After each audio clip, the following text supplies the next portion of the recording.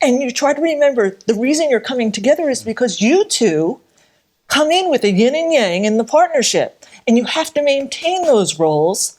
Otherwise, the partnership fails. It's got no purpose.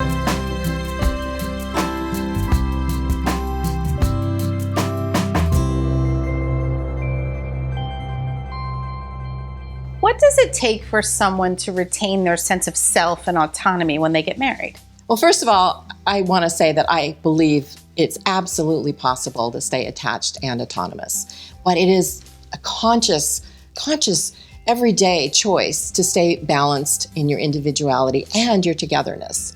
It's just too easy to get lost into a relationship, especially if one partner is so passionate and has so many interests and things going on.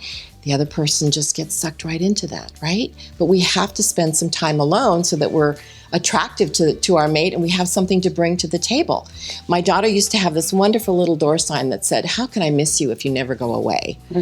And I thought it was so perfect. We have to have our own friends. We have to have our own hobbies and our own interests. And we have to have those same hobbies with our wonderful significant other and also share some interests together and hopefully share some friends together so we have those things. But we really have to stay conscious in order to maintain our sense of self and our individuality when we're in a relationship with someone. Well, you're absolutely right. Now, you know my book, How to Get What You Want. I love that book. You love that book. Part of it, Oprah loved it too, and her favorite part of it was the love tanks. And just like we have different like we have different vitamins, we all need them. If you're deficient in vitamin C, then getting vitamin C makes you feel so good while you're filling up.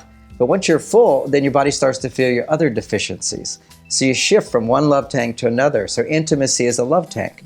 And you're so, can't wait to be with you, I'm with you, and then fills up. And when that need is fulfilled, you suddenly become aware of other needs that you have. But you don't consciously realize that, you just feel discontent. So my motto, and it really works in my marriage, whenever I experience sort of an annoyance or an irritation, it means I'm too close. I need to back off of my relationship into my intimacy love tank and come back to my vitamin S for self. Do the things that I love to do, which would be go drive my car, listen to music. I could be writing, I could go to a movie. I go out with my guy friends. And that's another one. F is another vitamin, which is go out with people of the same sex. Just hang out with men. If you're a guy, if you're a woman, just go hang out with women. There's vitamins that we need. We should never look at our partner as the main meal. They're dessert. And that's a nice way of looking at it. I mean, it's very flattering to man, not as flattering to a woman, but if my wife says, "You're my dessert," I'll go, "Great." To her, she's my whole life.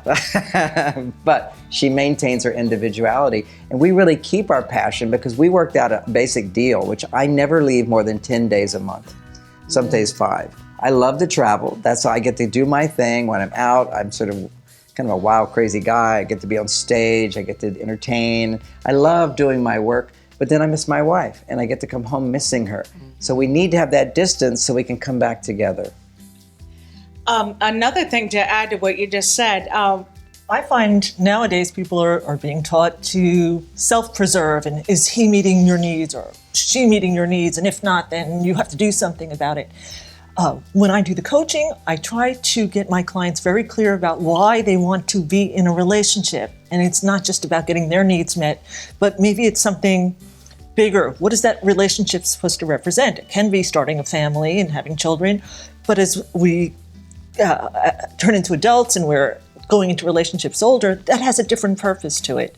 It can be something that you're going to pursue together or have fun or do something in the community. I try to remind them, you go into partnerships, and I was in finance for a long time, there was a lot of partnership agreements. When you set up a partnership agreement, you write the purpose of the partnership. And you try to remember the reason you're coming together is because you two come in with a yin and yang in the partnership. And you have to maintain those roles. Otherwise, the partnership fails. It's got no purpose. If one guy's playing outside here on the other side, outside the partnership, then, or the woman, doing other things. I don't necessarily mean cheating or something, but just doing other things outside the partnership, then the partnership starts to fail. So you have to do what you came together. You both brought skills and assets and strengths and weaknesses. You brought them together because you thought you could achieve a higher purpose together. And then you have to keep maintaining that, but remember you're in a capsule for the greater good, which is called your partnership. Yeah.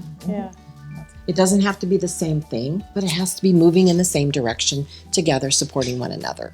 So marriage is clearly a balancing act where you have a little bit of time together mixed with some time apart.